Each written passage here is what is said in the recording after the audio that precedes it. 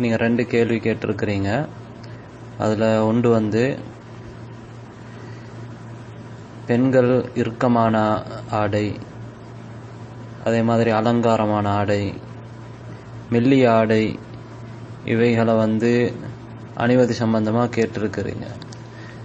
இதை பொறுத்தவரையில் வந்து நபிகள் நாயகம் ஸல்லல்லாஹு அலைஹி வஸல்லம் அவங்க சஹீஹ் முஸ்லிமில் வரக்கூடிய ஒரு ஹதீஸில் சொல்கிறார்கள், சின்ஃபானி மின் அஹ்லின் நார் லம் அரஹுமா, 2 கூட்டம் இருக்கிறார்கள், அவர்கள் நரகவாசிகள், நான் அவர்களை காணவில்லை என்று சொல்லிவிட்டு அதில் ஒரு கூட்டத்தை சொன்னார்கள், வனிசாஉன் காசியாத்துன் ஆரியாத்துன் முமீலாத்துன் மாயிலாத், பெண்கள் அவர்கள் உடுத்திருப்பார்கள், அதாவது உடை அணிந்திருப்பார்கள், ஆரியாத் ஆனால் நிர்வாணமானவர்களாக இருப்பார்கள், முமீலாத்துன் மாயிலாத் மற்றவர்களை சாய்க்கக்கூடியவர்களாகவும் சாயக்கூடியவர்களாகவும் இருப்பார்கள், ரூசுஹுன்ன கஅஸ்னிமத்தில் புக்த், அவர்களுடைய தலைகள் கஅஸ்னிமத்தில் புக்தில் மாயிலா, வளைந்த ஒட்டகங்களுடைய அதாவது திமிழ் சதைகளை போன்றிருக்கும், லா யதுகுலுனல் ஜன்னத வலா யஜிதுன ரீஹஹா, அவர்கள் சுவர்க்கம் நுழைய மாட்டார்கள், அதனுடைய வாடையையும் நுகர மாட்டார்கள், வ இன்ன ரீஹஹா லயூஜது மின் மசீரதி கதா வ கதா, அதனுடைய வாடை இந்த அளவு தூரத்தில் இருக்கும் என்று நபி அவர்கள் சொன்னார்கள். எனவே இந்த ஹதீஸில் நபி அவர்கள் என்ன சொல்கிறார்கள் என்றால், பெண்கள் ஒரு காலத்தில் வருவார்கள், அவர்கள் உடுத்தும் உடுக்காதவர்களாக இருப்பார்கள், அவர்கள் சுவர்க்கம் நுழைய மாட்டார்கள் என்று சொல்கின்றார்கள்.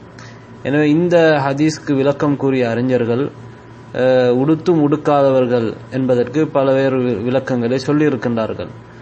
அதிலே அவர்கள் சொல்லக்கூடிய எல்லா விளக்கங்களும் அதிலே அடங்கும். அதாவது ஆடையை ஒரு பெண் அவளுடைய அவுரத்தை மறைக்காத அளவுக்கு அரைகுறையாக உடுத்தாலும் அவர்கள் உடுத்தும் உடுக்காத ஒரு பெண்ணாக அவள் இருப்பாள். அதே போன்று அவளுடைய ஒரு கண்ணாடி போன்று அவளுடைய தோல் தெரியும் அளவுக்கு ஒரு மெல்லிய ஆடை அணிந்தாலும் அவளும் உடுத்தும் உடுக்காதவளை போன்றவள் தான். அதே போன்று ஒரு இறுக்கமான ஆடையை அணிந்தாலும் அந்த இறுக்கமான ஆடை மூலமாக அவளுடைய உடலின் அங்கங்கள் மற்றவர்களை கவரக்கூடிய விதத்திலே அமைந்திருந்தால் அதுவும் உடுத்தும் உடுக்காதவர்களை போல என்று விளக்கம் கூறியிருக்கிறார்கள். எனவே இந்த ஹதீஸின் அடிப்படையிலே பெண்களுடைய ஒரு பெண் உடுத்தும் உடுக்காதவளாக இருக்கக்கூடாது, அது எந்த வகையில் இருந்தாலும் சரி. அப்படியான நிலைமையில் ஒரு பெண் இருந்தால் அது வந்து ஒரு கெட்ட கூட்டத்துக்குரிய அடையாளம், நபி அவர்கள் எச்சரிக்கை செய்த ஒரு பெண்களுக்குரிய அடையாளம் என்பதை இந்த ஹதீஸங்களுக்கு தெளிவாக சொல்கின்றது. இந்த வகையில் பார்க்கும் பொழுது பெண்கள் வந்து இறுக்கமான ஆடைகளையோ அல்லது அவர்களுடைய உடல் தோல் தெரியும் அளவுக்கு மென்மையான ஆடைகளையோ அல்லது அரைகுறை ஆடைகளையோ அவர்கள் அணிவது கூடாது என்பது இந்த ஹதீஸ்ல இருந்து நாங்கள் விளங்குகின்றோம். இது வந்து பெண்களை பொறுத்தவரையிலே பெண்களுக்கு முன்னால் இருந்தாலும் சரி, அவர்கள் ஆண்களுக்கு முன்னால் இருந்தாலும் சரி, இவ்வாறு அவர்களுடைய ஆடைகள் விஷயத்தில் அவர்கள் கவனமாக இருக்க வேண்டும். ஏனென்றால் ஆண்களுக்கு முன்னால் பெண்களுக்கு எப்படி ஔரத் இருக்கிறதோ அதே போன்று பெண்களுக்கு முன்னால் பெண்களும் அவர்களுடைய ஔரத்தை பேண வேண்டும். அந்த ஔரத் வித்தியாசமாக இருக்கும். ஆண்களுக்கு முன்னால் பெண்களுக்கு எது ஔரத்தாக இருக்கிறதோ அதே ஔரத்து தான் பெண்களுக்கு முன்னால் பெண்கள் இருக்கின்ற பொழுதும் இருக்காது, அது சற்று அதைவிட குறைவாக இருக்கும் என்றால் நபிகள் நாயகம் ஸல்லல்லாஹு அலைஹி வஸல்லம் அவர்கள் சொல்கிறார்கள், சஹீஹ் முஸ்லிமில் வரக்கூடிய ஹதீஸிலே, லா யன்துரு ரஜுலு இலா ஔரத்திர் ரஜுல், ஒரு ஆண் இன்னொரு ஆணுடைய ஔரத்தை பார்க்க கூடாது, வலல் மர்அத்து இலா ஔரத்தில் மர்ஆ, ஒரு பெண் இன்னொரு பெண்ணுடைய ஔரத்தை பார்க்க கூடாது என்று சொல்கிறார்கள். அப்படி என்றால் ஒரு பெண்ணும் இன்னொரு பெண்ணுடைய ஔரத்தை பார்க்க கூடாது என்பதை நாங்கள் இதிலிருந்து விளங்குகின்றோம். எனவே அப்போ ஒரு பெண் இன்னொரு பெண்ணுக்கு முன்னால் அவளுடைய ஔரத்தை மறைக்கக்கூடிய விதத்திலே தான் அவள் ஆடை அணிய வேண்டும் என்பதை நாம் விளங்குகிறோம். பெண்ணுடைய ஔரத்தை பொறுத்தவரையிலே திருமிதியிலே வரக்கூடிய ஒரு ஹதீஸிலே நபி அவர்கள் சொல்கிறார்கள், அல் மர்அத்து ஔரா, பெண் என்பவள் அவள் ஔரத், அவள் மறைக்கப்பட வேண்டியவள். இது பொதுவாக ஒரு பெண்ணை முழுமையாக குறிக்கும். எந்த விஷயங்கள் பெண்ணுடைய மறைக்கப்பட தேவையில்லை, ஆண்களுக்கு முன்னால் எதை மறைக்கப்பட தேவையில்லை, அதே போன்று அல்லது பெண்களுக்கு முன்னால் எவைகள் மறைக்கப்பட தேவையில்லை எப்படியானவர்களுக்கு முன்னால் எது மறைக்கப்பட தேவையில்லைன்னு விதிவிலக்கு வந்திருக்கிறதோ அவைகளை தவிர ஒரு பெண்ணை பொறுத்தவரையில் அவள் பொதுவாக மறைக்கப்பட வேண்டியவள் என்பது இந்த ஹதீஸ்களுக்கு சொல்லுது. இந்த ஹதீஸ்ல நபி அவர்கள் அல் மர்அத்து ஔரா, பெண் என்றால் அவள் ஔரத்தான் அப்படின்றால் ஒரு முழுமையான ஒரு பெண்ணை அது குறிக்கிறது. எனவே அவள எது ஔரத் இல்லை என்றால் அது வேறு ஆதாரங்களிலே வறுமையானால் அதுதான் அதிலிருந்து விதிவிலக்கு என்று நாங்கள் விளங்கிக் கொள்ள வேண்டும். அல்லாஹு தஆலா குர்ஆனிலே சொல்கின்றான் சூரத்து நூருடைய 31வது வசனத்திலே, வலா யுப்தீன ஸீனத்தஹுன்ன, பெண்கள் அவர்களுடைய அலங்காரங்களை வெளிப்படுத்த வேண்டாம். அவர்களுடைய அலங்காரங்களை அவர்கள் வெளிப்படுத்த வேண்டாம். அலங்காரங்கள் என்பது அதாவது அவர்கள் கையிலே, கழுத்திலே, காலிலே அணியக்கூடிய நகைகள், இவைகள் தான் அலங்காரங்கள். இந்த அலங்காரங்களை வெளிப்படுத்த வேண்டாம். அலங்காரங்களை வெளிப்படுத்துகின்ற பொழுது அந்த அலங்காரங்களுக்குரிய இடங்களும் வெளிப்படும். வலா யுப்தீன ஸீனத்தஹுன்ன, அவர்களுடைய அலங்காரம் என்பது வேறு, அழகு என்பது வேறு. அலங்காரம் என்பது அவர்கள் மேலதிகமாக அவர்கள் அணியக்கூடிய ஆபரணங்கள், இவைகள் தான் அலங்காரங்கள். இந்த அலங்காரங்களை அவர்கள் வெளிப்படுத்த வேண்டாம். இல்லா லிபுஉலதிஹின்ன, அவர்களுடைய கணவன்மாருக்கு தவிர. அதே போன்று ஔ ஆபாஇஹின்ன, அவர்களுடைய பெற்றோர்களுக்கு. ஔ ஆபாஇ புஉலதிஹின்ன, அல்லது அவர்களுடைய கணவன்மாருடைய பெற்றோர்களுக்கு. ஔ அப்னாஇஹின்ன, அல்லது அவர்களுடைய பிள்ளைகளுக்கு. ஔ அப்னாஇ புஉலதிஹின்ன, அல்லது அவர்களுடைய கணவன்மாரின் பிள்ளைகளுக்கு, ஆண் பிள்ளைகளுக்கு. ஔ இஹ்வானிஹின்ன, அல்லது அந்த பெண்களுடைய சகோதரர்களுக்கு. ஔ பனி இஹ்வானிஹின்ன, அல்லது அந்த பெண்களுடைய சகோதரரின் ஆண் பிள்ளைகளுக்கு. ஔ பனி அஹவாத்திஹின்ன, அல்லது அந்த பெண்களுடைய சகோதரிகளுடைய ஆண் பிள்ளைகளுக்கு. ஔ நிசாஇஹின்ன, அல்லது அந்த பெண்கள் அவர்களை போன்ற ஏனைய பெண்களுக்கு. இப்படியானவர்களுக்கு தவிர அவர்கள் தங்களுடைய அலங்காரங்களை காட்டக்கூடாது என்று அல்லாஹு தஆலா அந்த வசனத்திலே தொடர்ந்து இன்னும் சில 2 விஷயங்களை சொல்கின்றான்.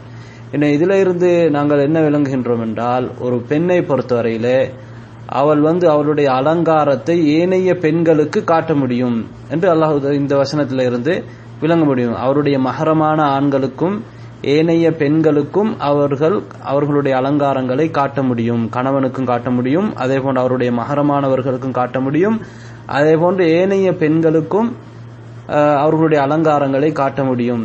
எனவே பொதுவாக பெண் என்பது ஔரத். ஆனால் இந்த இது விதிவிலக்கு வந்திருக்கிறதோ அந்த விதிவிலக்கு அதில் இருந்து விதிவிலக்கு செய்யப்பட்டது என்பதை நாங்கள் விளங்கிக் கொள்ள வேண்டும். இதை பொறுத்தவரையிலே அலங்காரங்கள் எங்கே அணியப்படுகிறது என்றால் அவர்களுடைய களத்திலே அலங்காரம் அணியப்படும். அதனால் அவர்களுடைய களத்தை ஏனைய பெண்களுக்கு முன்னால் அவர்கள் காட்டுவதில் தவறில்லை. அதே போன்று அவர்களுடைய கையிலே காப்பு போன்ற ஆபரணங்கள் அணியப்படுவதனால் அவர்களுடைய கையையும் ஏனைய பெண்களுக்கு முன்னால் காட்டுவதில் தவறில்லை. அதே போன்று அவர்களுடைய காலில் அலங்காரங்கள் பொதுவாக அன்றைய காலத்திலிருந்து பெண்கள் அணிவதனால், அந்த கொலுசு போன்ற ஆபரணங்கள் அணிவதனால் அவர்களுடைய காலையும் அவர்கள் காட்டுவதற்கு கீழே உள்ள அந்த பகுதியை காட்டுவதில் ஏனைய பெண்களுக்கு முன்னால் அவர்களுக்கு காட்ட முடியும். அதே போன்று காதிலும் ஆபரணம் அறியப்படக்கூடிய ஒரு இடமாக, ஜீனத்துக்குரிய ஒரு இடமாக இருப்பதனால் காதையும் அவர்கள் ஏனைய பெண்களுக்கு அவர்கள் காட்ட முடியும் என்பதை விளங்குகிறோம். இதை தவிர ஏனைய உறுப்புகளை ஒரு பெண் இன்னொரு பெண்ணுக்கு முன்னாலும் காட்டுவது கூடாது என்றால் அது அவர்களுடைய உணர்வுகளை தூண்டக்கூடியதாக இருக்கும். அதே போன்று ஏனைய மஹரமான ஆண்களுக்கு முன்னாலும் இந்த ஜீனத்து இருக்கக்கூடிய அந்த ஆபரணங்கள் அணியப்படக்கூடிய இடங்களை தவிர ஏனைய இடங்களை காட்டக்கூடாது.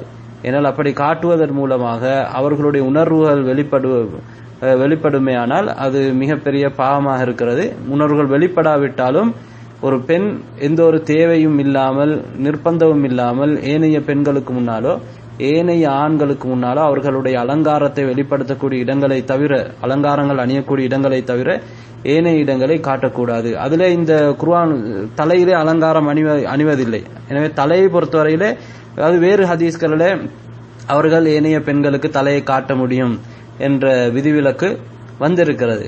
ஆயிஷா ரலியல்லாஹு, உதாரணமாக புகாரி முஸ்லிம் வரக்கூடிய ஒரு செய்தியிலே அபி சலமா இப்னு அப்துர் ரஹ்மான் என்று சொல்லக்கூடியவர் அவர் என்ன செய்கிறார் என்றால், அவர் சொல்கிறார், நானும் என்னுடைய ஆயிஷா அவர்களுடைய சகோதரனும் ஆயிஷா ரலியல்லாஹு அன்ஹா அவர்களிடத்திலே சென்றோம். அவர் ஆயிஷாவுடைய சகோதரன் ஆயிஷா ரலியல்லாஹு அன்ஹா அவர்களிடத்திலே நபி அவர்களுடைய குளிப்பை பற்றி கேட்டார்கள். ஆயிஷா ரலியல்லாஹு அன்ஹா அவர்கள் ஒரு பாத்திரத்தை, தண்ணீர் பாத்திரத்தை கொண்டு வர சொல்லி அதிலே நஹ்வன் மின் சாஇன் ஒரு சா அளவு தண்ணீரை கொண்டு வந்து அதிலே அவர்கள் ஃபக்தஸலத் குளித்தார்கள். அஃபாதத் அலா ரஸிஹா அவருடைய தலையின் மீது தண்ணியை ஊத்தினார்கள். ஆயிஷா ரலியல்லாஹு அன்ஹா அவர்களுக்கு மஹரமானவர்கள், ஒன்று அவருடைய சகோதரர், அடுத்தது அவருடைய சகோதரியுடைய மகன் அபு சலமா என்று சொல்லக்கூடிய ஒருவர். எனவே இந்த இடத்திலே ஆயிஷா ரலியல்லாஹு அன்ஹா அவர்கள் ஒரு திரைக்கு பின்னால் இருந்து குளிக்கின்றார்கள். அவருடைய தலை மட்டும்தான் தெரிகிறது, ஆனால் தலையிலே தண்ணீர் ஊற்றுகிறார்கள் என்று. எனவே தலை ஒரு பெண் ஏனைய ஆண்களுக்கு தலை காட்டுவது தவறில்லை. இது ஆயிஷா ரலியல்லாஹு அன்ஹா அவர்களுடைய சம்பவமா இருந்தாலும் நபி அவர்களோடு தொடர்படக்கூடிய வேறு செய்திகளும் இன்னும் இருக்கிறது. அதே போல நபி ஆயிஷா ரலியல்லாஹு அன்ஹா அவர்கள் திருமணம் முடிக்கின்ற அந்த நேரத்திலே அன்சாரி பிரித்திருக்கிறேன் என்று சொன்னார்கள். அதற்கு அவர் சொன்ன காரணம் என்னுடைய சகோதரிகளை அவர் கவனிக்க வேண்டும், அவர்களுடைய தலையை வாரிவிட வேண்டும் என்றதுக்காக வேண்டி என்று சொல்கின்றார். எனவே தலையை வாருவதென்றால் அவர்களுடைய முடியை, காதை, கழுத்தை அவர்கள் எப்போதும் ஏனைய பெண்களுக்கு பார்க்க முடியும் என்பதை நாங்கள் விளங்கிக் கொள்ள முடியும். எனவே பெண்களாக இருந்தாலும் பெண்களுக்கு முன்னால் ஒழுக்கமாக நடக்க வேண்டும் என்பதை இந்த மார்க்கத்திலிருந்து நாங்கள் விளங்கிக் கொள்ள முடியும். எனவே குறிப்பாக ஆண்களாக இருந்தாலும் பெண்களாக இருந்தாலும் அவர்கள் வெக்கத்தோடு தான் நடந்து கொள்ள வேண்டும் என்பதை எங்களுக்கு மார்க்கம் சொல்கிறது. இஸ்லாம் வெக்கத்தை விரும்புகிறது. பெண்ணை பொறுத்தவரையிலே ஆண்களை விட அதிகமாக அவர்கள் இயல்பிலேயே வெக்கப்படக்கூடியவர்கள். இந்த வெக்க உணர்வுகளை இல்லாமலாக்க, அதாவது வெக்கமற்றவர்களை போன்று இன்றைக்கு ஒரு சமூகத்தில நிலைமையை காண்கின்றோம். இப்படியான நிலைமைகள் ஒரு பாரதூரமான விளைவுகளை ஏற்படுத்தும் என்றால் நபி அவர்கள் சொல்லியிருக்கிறார்கள், மார்க்கத்திலிருந்து நாங்கள் விளங்கிக் கொள்ள முடியும்.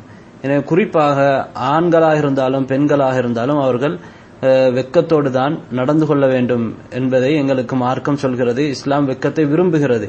பெண்ணை பொறுத்தவரையிலே ஆண்களை விட அதிகமாக அவர்கள் இயல்பிலேயே வெக்கப்படக்கூடியவர்கள். இந்த வெக்க உணர்வுகளை இல்லாமலாக்க, அதாவது வெக்கமற்றவர்களை போன்று இன்றைக்கு ஒரு சமூகத்தில நிலைமையை காண்கின்றோம். இப்படியான நிலைமைகள் ஒரு பாரதூரமான விளைவுகளை ஏற்படுத்தும் என்றால் நபி அவர்கள் சொல்லியிருக்கிறார்கள், அல் ஹயாஉ லா யஅதி இல்லா பிகைர், வெக்கம் நன்மையை தான் கொண்டு வரும். அதே போன்று வெக்கம் ஈமானில் நின்றும் உள்ளது. இதெல்லாம் சரியான ஹதீஸ்கள்.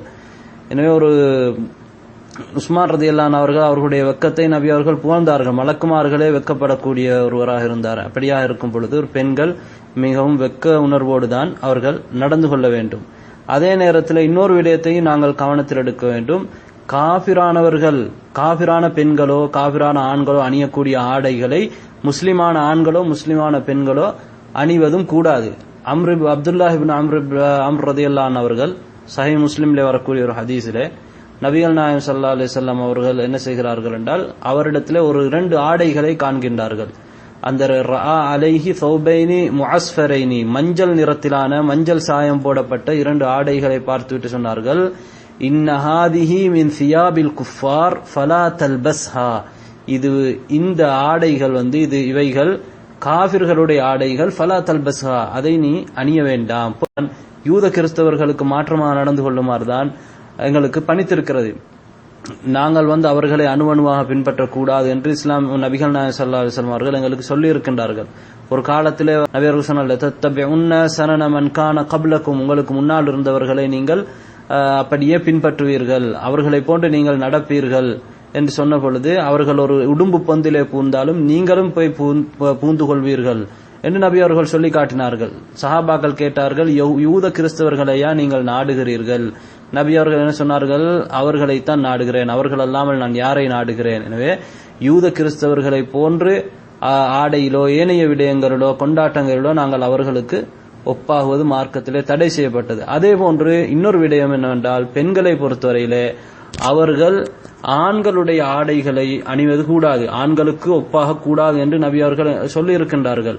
எந்த அளவுக்கு என்றால், புகாரியில் வரக்கூடிய ஒரு ஹதீஸ்ல இப்னு அப்பாஸ் ரலியல்லாஹு அன்ஹு அவர்கள் அறிவிக்கிறார்கள், பெண்களிலிருந்து ஆண்களுக்கு ஒப்பாகக்கூடிய பெண்களையும் நபி அவர்கள் லானத்து செய்தார்கள், சபித்தார்கள். எனவே சபித்தல் என்பது ஒரு பெரிய ஒரு மிக முக்கியமான ஒரு பாரதூரமான விடயமாக இருந்தால்தான் சாபமிடுவார்கள். எனவே அப்படிப்பட்ட ஒரு சாபத்துக்கு நாங்கள் ஆளாக கூடாது. எனவே ஆண்களுக்கு தனியாக இருக்கக்கூடிய ஆடைகளையோ காபிர்களுக்கென்று தனியாக அவர்கள் அணியக்கூடிய விதத்திலேயோ பெண்களை பொறுத்தவரை அவர்கள் ஆடை அணிவதை தவிர்த்துக் கொள்ள வேண்டும். இதான் காபிர்களுக்கென்று தனியாக அவர்கள் அணியக்கூடிய விதத்திலேயோ பெண்களை பொறுத்தவரை அவர்கள் ஆடை அணிவதை தவிர்த்துக் கொள்ள வேண்டும். இதான் உங்களுடைய 7வது கேள்விக்கான